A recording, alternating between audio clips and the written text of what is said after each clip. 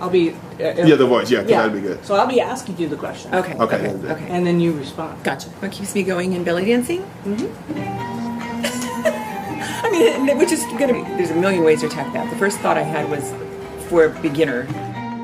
Do you wish people knew about the belly dance community? Oh. It's going to be hard. What do I wish people knew about the belly dance community? Okay, so there's a million ways to attack that. The first thought I had was for beginner people when they come in, because I don't know what beginner students are thinking when they come in here. I just know that a lot of them, man, they call me, it takes a long time for them to finally walk into the studio because they're afraid that everybody's going to be looking at them, and they're afraid that people are going to be judging them, and they're afraid they're too fat, and they need to lose weight before they take class and all that. And what I wish those people knew is that nobody's looking at anybody but themselves, and that there's every shape and size and age that does this, and that anybody can learn it to a certain extent if you have a good teacher, and that it's just ultimately good for you in many, many ways, and you just need to leave all that junk behind. What is the future of belly dance in your opinion? What is the future of belly dance in my opinion? Wow, that's really given me a whole bunch of credit because it's been around for a really long time. Future, you know what? It's just going to keep going the way it's going, and just like everything else, right? So you've got innovators who are like sitting here going, we're going to fuse it with fill in the blank. You know, flamenco, Indian dance, baton twirling, juggling, all this kind of stuff. You've got that, and then you've got purists pulling in the other direction. No, we must only study from Egyptians. No, we must only study from people whose first language is Arabic. And so you're going to have that pull. You're going to have people hovering around the center, wafting about like me. And I think it's just, they're great equalizers, and it'll just continue like that. You know, in any given moment, you're going to feel the pull more on one side than another, but over time, I think it just holds a balance. Karen, what keeps you going? What keeps me going in belly dancing? Mm-hmm. Really, right now, live music. If I had no access to live music, I'd be done. Tell us more about that. Tell us more about that. You know, the next challenge, I guess, it still keeps most people going in most things, right? To find another challenge and something that you really want to dig into. And I mean, there's a lot of other challenges, I'm sure, you know, physically and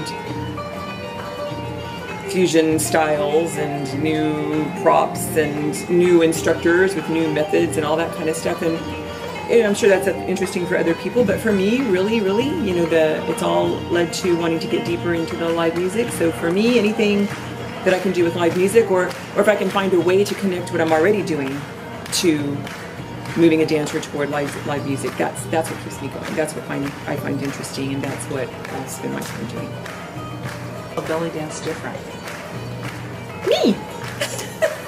I mean, which is going to be true for any studio that has somebody there that's been doing it a long, long time, I think, because, or even not, I suppose, but because this can be pretty individualized, all of this sort of dancing, because there's no coded way of communicating it, and so people tend to pick and choose what they like and emphasize some stuff, de-emphasize other things.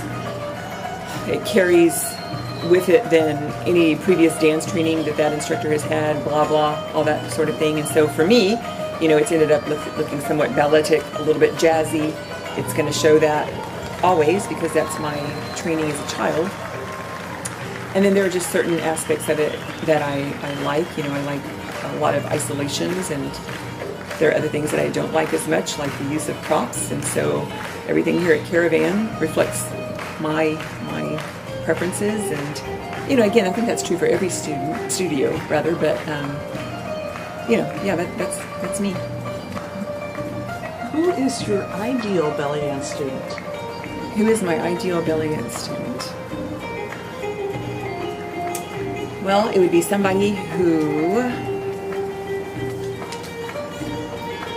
is pretty serious and that wants to think on the front end, and that understands the value of thinking on the front end, even though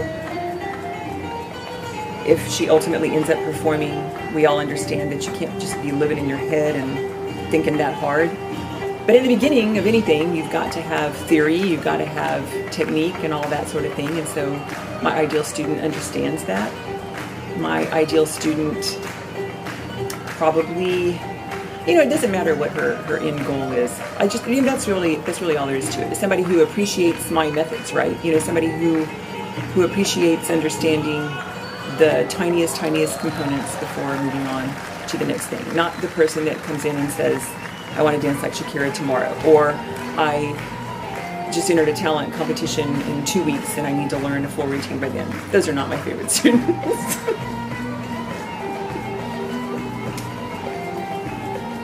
Okay.